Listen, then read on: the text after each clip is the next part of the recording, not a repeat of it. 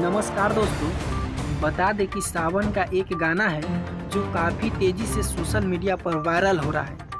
आइए आपको बताते हैं कि इस गाना को किसने गाया है। दोस्तों आपको बता दें कि एक गाना है जिसका नाम है जोड़ी बना दी मजनू लैला की, जिनको गाया है शिल्पी राज और भोजपुरी के कहे जाने वाले ट्रेंडिंग स्टार खेसारी लाल यादव। दोनों ने मिलकर इस गाना को गाया है और यह बोलबम का गाना है।